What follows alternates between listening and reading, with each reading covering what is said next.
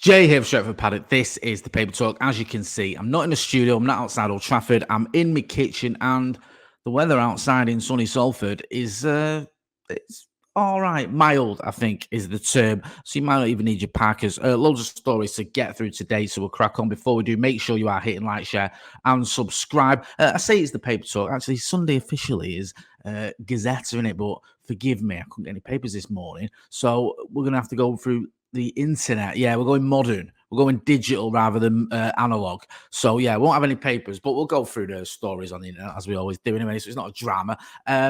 Let's start off with Joshua Zirkzee.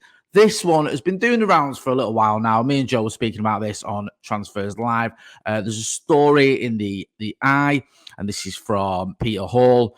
And this is basically saying, I think this dropped yesterday evening, saying Man United close in on 34 million striker target Joshua Zirkzee as AC Milan give up chase. United are now front runners for Bologna and Netherlands forward Zirkzee after tensions between Milan and his agent. So it looks like all is not well between Zirkzee's agent and AC Milan, which has cleared the way for Manchester United. His agent, of course, is Kia Jorbatian. You may remember him from the Carlos Tevez saga. It says here, I understand contact has been made with Zirkzee's agent, but no offer is on the table yet.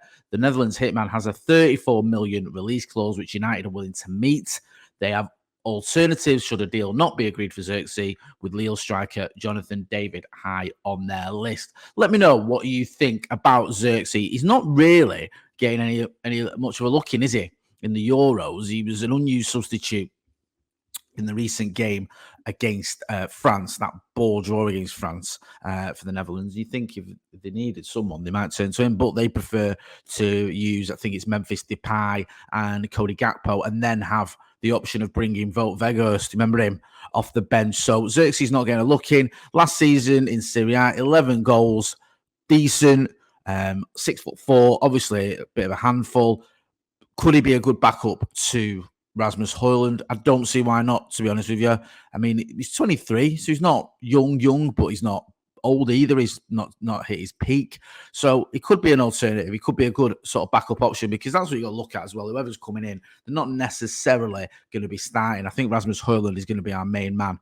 So are you going to go out and spend 80, 90 million? I've even got that to spend that on a striker if they're going to sit on the bench. That's why I don't think we'll go for someone like, say, Ivan Toney, for example, who, if he was to come to Manchester United, expect him to want to be first choice. I know he's fallen off a bit of a cliff the back end of the season with his goals, but he's still a well sought after striker, and I still think you're going to have to pay a bit of a premium to get him from Brentford.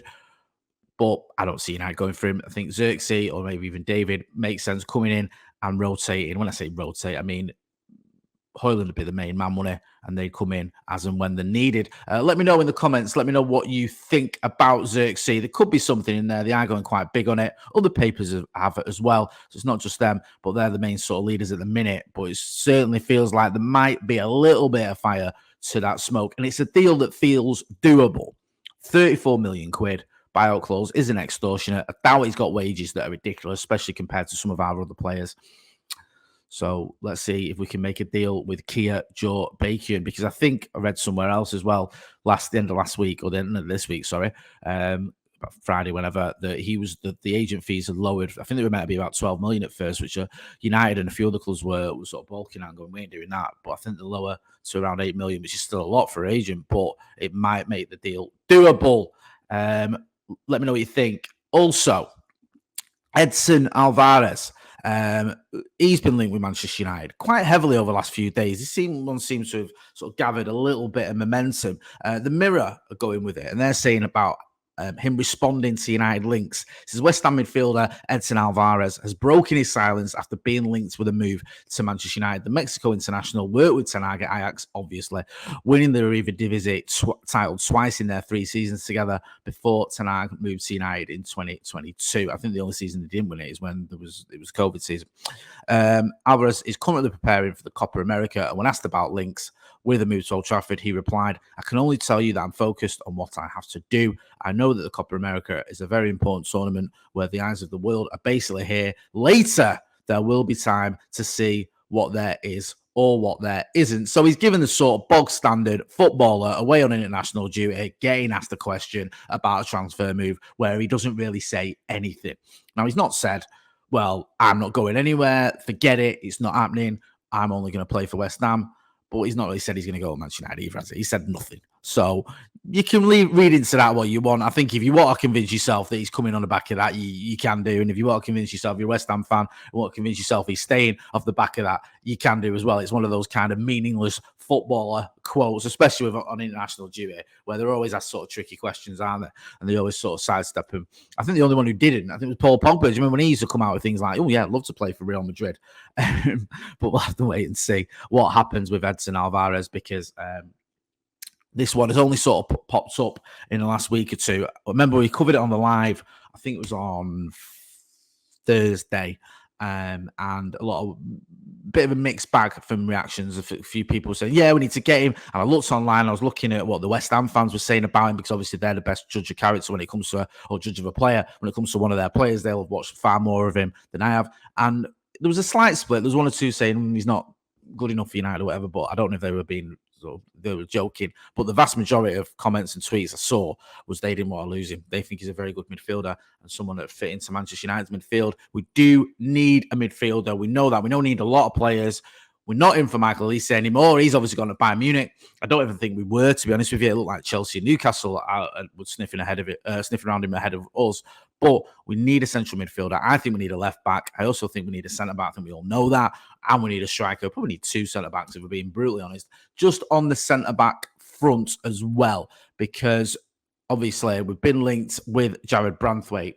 And this is Sky Sports are doing their paper roundup thing, and this is quote coming from the Mirror. It says Manchester United have told Everton they are unable to pay 70 million for any individual player this summer after holding talks over a deal for Jarrad Branthwaite. Apparently, the players' terms were fine. That's not an issue.